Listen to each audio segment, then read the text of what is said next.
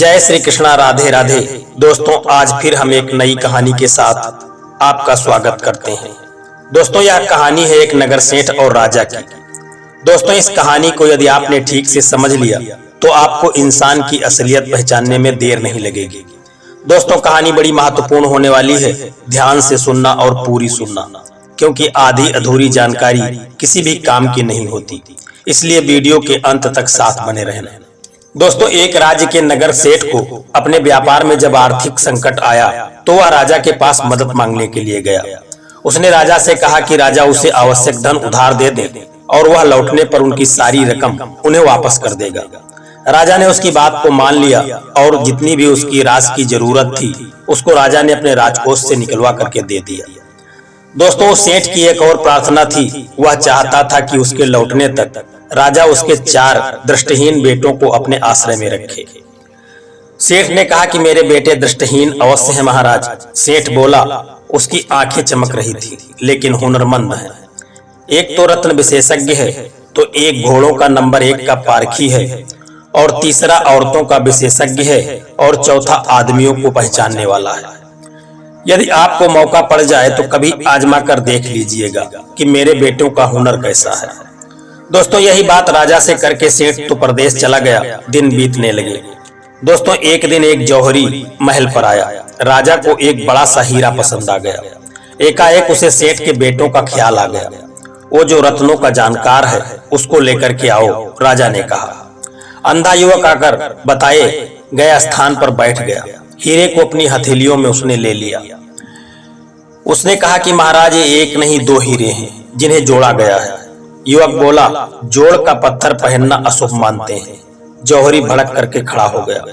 कहने लगा कि एक नेत्रहीन व्यक्ति के कहने पर आप लोगों को फैसला करना है तो आप मुझे क्षमा कर दीजिए। उस दृष्टिहीन युवक ने जौहरी को बैठने का संकेत किया। अभी सच झूठ सामने आ जाता है श्रीमान जी, बैठिए तो कोई एक मोमबत्ती ला करके हमको दीजिए। जब युवक ने जलती मोमबत्ती की लौ के पास हीरा किया तो एक महीन रेखा रत्न पर दिखने लगी। कुछ पलों के बाद हीरा युवक की हथेली पर 1 से 2 होकर के गिर पड़ा। वह जौहरी लाखों माफियां मांगता और अपनी जान बचा करके वहां से चला गया। राजा को हंसते हंसते आंखों में आंसू आ गए। कमाल का काम किया है, वह बोला। उसने 2 बार तालियां बजाई। कोई है, हम बहुत खुश हैं।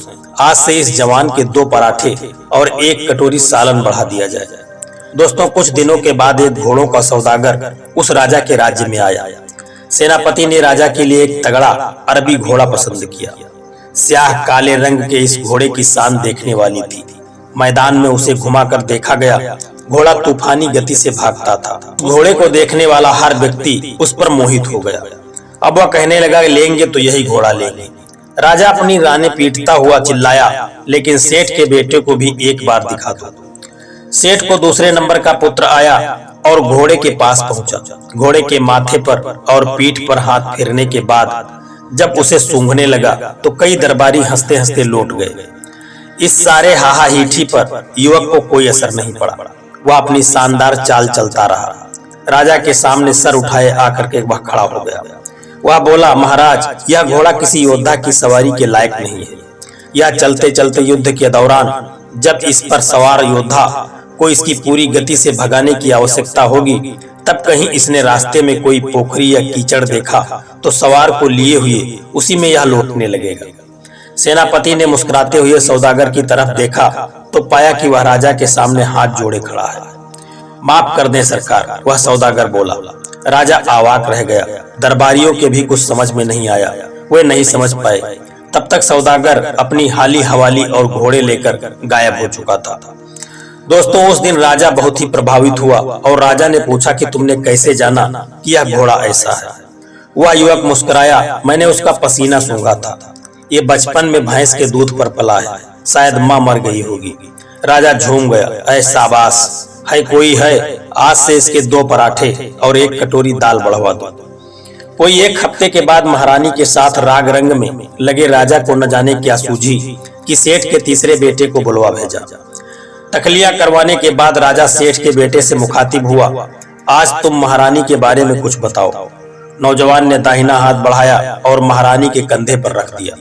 महारानी का चेहरा सुर्ख होने लगा, मगर नौजवान ने लगभग तुरंत ही हाथ हटा लिया। उसका चेहरा गंभीर हो चुका था। एक लंबी सांस खींचकर उसने कहा, ये किसी तवायफ की बेटी है महाराज। राजा ने हौले से 2 बार तालियां बजाई। बहुत खूब। दरअसल इसके पिता अपनी रानी से बहुत प्रेम करते थे। रानी साहिबा को एक बेटी हुई और एक दिन बाद वह मर गई। उनको सदमे से बचाने के लिए महाराज ने अपनी रतिया तवायफ को अपनी बेटी रानी की गोद में डाल दी। ये बात उन्होंने हमारे पिताजी महाराज, जो उनके घनिष्ठ मित्र थे, छुपाई नहीं थी। लेकिन तुमने कैसे जाना? नौजवान ने जवाब दिया, गैर मर्द के स्पर्श से होने वाली सिहरन बता देती है कि औरत की सीरत कैसी है। राजा चकित था और बोला, मगर कमाल हो, तुम चलो, इनाम में आज से तुम्हारे 2 पराठे और 1 कटोरी दाल बढ़ाई जाती है। सेठ के आने का समाचार आ चुका था। एक दिन पहले राजा ने सेठ के चौथे बेटे को बुलवाया। कक्ष में सिर्फ 2 ही लोग थे। राजा ने कहा, अब कल तुम चले जाओगे। तुम्हारे 3 भाइयों के हुनर की आजमाइश तो हमने कर ली है, तुम बचे हो, तो तुम हमारे बारे में कुछ बताओ। सेठ का सबसे छोटा बेटा अभी किशोर ही था। वह हंसने लगा। महाराज, वो बोला, मेरे भाइयों ने हुनर में दाग लगाया कि हाथ का इस्तेमाल करना पड़ा। मैं बिना आपको हाथ लगाए आपके बारे में बताऊंगा, लेकिन जान की सलामत चाहता हूँ। यदि जान की सुरक्षा मिले तभी मैं आपको बता सकता हूँ। राजा हैरान हो गया और उसने कहा, ठीक है, तुम कुछ भी कहो, तुम्हारे प्राणों को, शरीर को कोई क्षति नहीं होगी। वह बोला, अब बोलो। उस किशोर ने मानो एक बड़ा ही विस्फोट कर दिया। उसने कहा कि महाराज, आप किसी ढाबे वाले की औलाद हैं। राजा माँ के पास पहुंचा, सारी बात बताकर आत्मघात की धमकी दी। तो राजमाता ने बताया कि वो एक साधारण परिवार की लड़की थी। एक ढाबे वाले से प्रेम था और सारी सीमाएं ढह चुकी थी।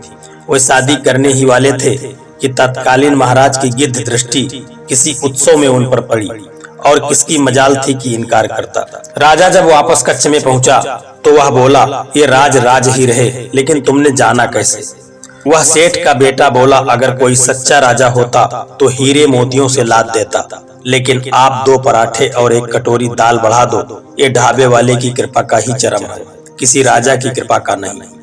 दोस्तों, यह कहानी आपको कैसी लगी है कमेंट करके जरूर बताना, और यदि वीडियो आपको अच्छा लगा है तो वीडियो को एक लाइक करके चैनल को सब्सक्राइब करने की भी कृपा कर देना।